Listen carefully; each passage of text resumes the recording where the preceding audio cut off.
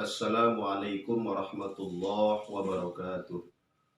Alhamdulillahillazi anzalal Qur'an fi syahri Ramadan hudan linnasi wa bayyinatin minal huda wal furqan. Asyhadu an la ilaha illallah wahdahu la syarikalah wa asyhadu anna Muhammadan abduhu wa rasuluh sallallahu alaihi wa ala alihi wa sahbihi wa sallim tasliman katsira. Qala Allah Ta'ala fil kitabil aziz. A'udzu billahi minasyaitonir rajim. Bismillahirrahmanirrahim. Ya ayyuhalladzina amanu kutiba 'alaikumusiyam kama kutiba 'alal ladzina min qablikum la'allakum tattaqun. Kaum muslimin, kaum muslimat, warga Perserikatan Muhammadiyah yang mudah-mudahan dirahmati Allah Subhanahu wa taala. Marilah kita bersyukur kepada Allah Subhanahu wa taala, syukur yang setinggi-tingginya, syukur yang sedalam-dalamnya, karena Allah Subhanahu wa taala telah panjangkan umur kita, telah sehatkan badan dan pikiran kita sehingga kita bertemu dengan Ramadan tahun ini. Mudah-mudahan kita bisa meningkatkan kualitas iman dan ibadah kita dan menjadi hamba Allah yang terbaik. Salam dan salam kepada Nabi Muhammad sallallahu alaihi wasallam. Allahumma shalli ala Muhammad wa ala ali Muhammad. Tetap kita kirimkan kepada baginda Muhammad sallallahu alaihi wasallam, kepada keluarga, sahabat dan siapa saja yang mengikuti sunnahnya sampai akhir zaman nanti. Kaum muslimin yang dirahmati Allah Subhanahu wa taala, menjelang buka puasa kita mencoba untuk mentadabbur Al-Qur'an. Sebagaimana tadi yang kita baca sebelumnya, ayat yang seringkali menjadi ayat yang dibaca dalam rangka menjustifikasi kewajiban berpuasa.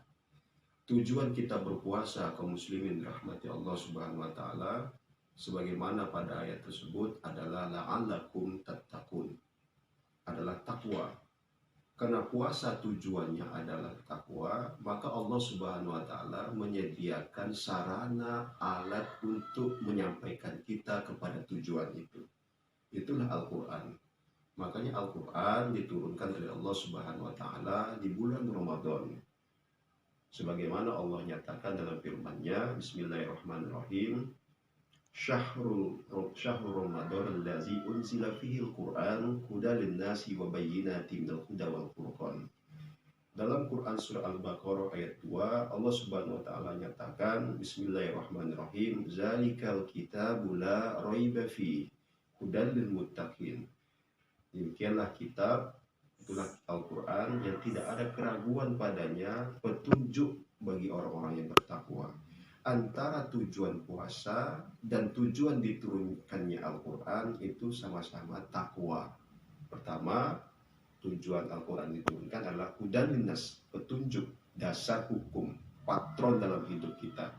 Yang kedua adalah Allah Subhanahu wa taala menurunkan Al-Quran sebagai furqan, sebagai pembeda, sebagai pemisah antara yang hak dan yang batil. Maka kaum muslimin dirahmati Allah, kalau kita sudah menjadikan Al-Quran sebagai patron dalam hidup, menjadikan Al-Quran sebagai dasar sumber hukum, menjadikan Al-Quran sebagai pedoman hidup, menjadi terang dan sejelas-jelasnya mana yang halal, mana yang haram, mana petunjuk, mana yang sesat, mana kejujuran dan mana kebohongan, mana iman dan mana kekufuran dan kemunafikan. Kaum muslimin dirahmati Allah Subhanahu wa taala, maka di dalam ayat lain di surat Al-Isra Allah tegaskan, Bismillahirrahmanirrahim, inna hadzal Qur'an yahdi lillati hiya aqwam. Sesungguhnya Al-Qur'an itu akan membimbing kita menuju jalan hidup yang terbaik, menuju jalan hidup yang berkualitas.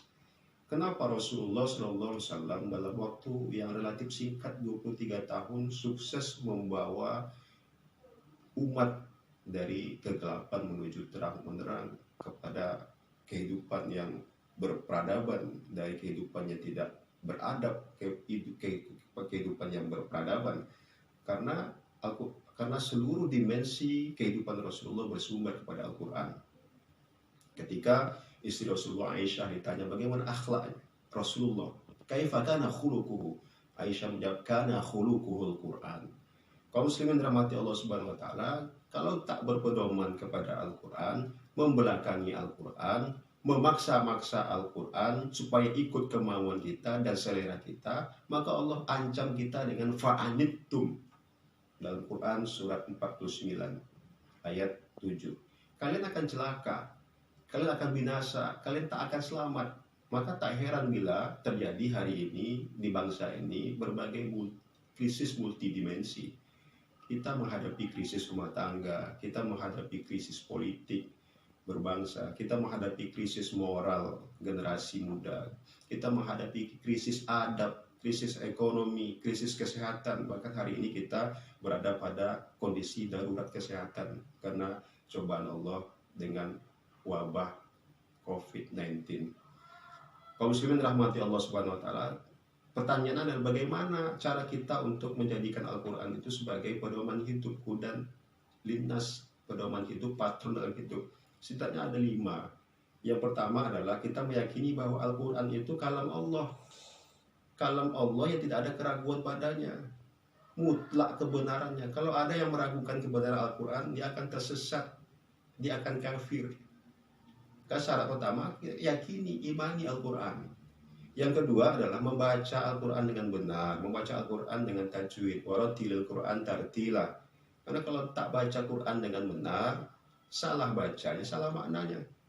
Kalau misalkan kita mengucapkan kalimat syahadat asyhadu an la ilaha illallah, artinya saya bersaksi bahwa Allah adalah tidak ada Tuhan selain Allah.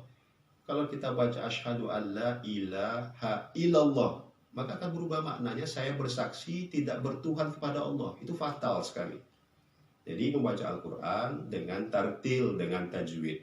Yang ketiga, kita harus memahami Al-Quran semampunya, tidak semaunya. Hari ini banyak di antara kita yang memahami Al-Quran semaunya, sesuai selera kita. Kalau tak sesuai dengan selera kita, kita pakai. Kalau sesuai selera kita, kita pakai. Ini susahnya hari ini. Ya, beragama sesuai dengan selera, memaksa-maksa Al-Quran untuk sesuai dengan kemauan kita, pesan sponsor, dan seterusnya yang lain sebagainya. Yang keempat adalah mengamalkan Al-Quran semampu kita, bukan semaunya kita. Maka ketika hari ini banyak kita lihat fenomena wanita yang tidak menutup auratnya, ini suatu fenomena yang aneh, yang tidak masuk akal. Kita tahu bahwa mereka ketika sholat pakai telekung, tutup aurat. Di luar sholat, setelah tidak sholat, mereka buka aurat. Ini tidak masuk logika, tidak masuk kepada apa yang menjadi tuntutan syariat untuk menutup aurat. Maka ketika ditanya kenapa tak pakai jilbab, belum turun hidayah. Kenapa tak pakai jilbab, belum sanggup, belum mampu. Ini persoalannya bukan persoalan hidayah, bukan persoalan tidak sanggup, bukan persoalan tidak mampu. Ini adalah kewajiban. Jadi kaum muslimin rahmati Allah SWT mengamalkan Al-Quran.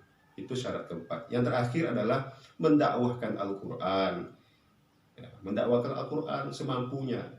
Karena Al-Quran itu orientasinya adalah dakwah tegaknya amar ma'ruf nahi mungkar.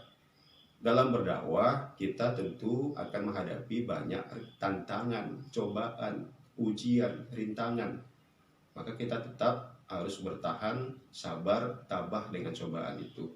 Kaum muslimin yang dimuliakan Allah Subhanahu wa taala, demikianlah barangkali yang bisa saya sampaikan untuk berbagi menjelang kita berbuka puasa. Mudah-mudahan bermanfaat. Demikian kita tutup dengan kafaratul majlis. Subhanallah bihamdika asyhadu an la ilaha illa anta astaghfiruka wa atubu ilaik. Assalamualaikum warahmatullahi wabarakatuh.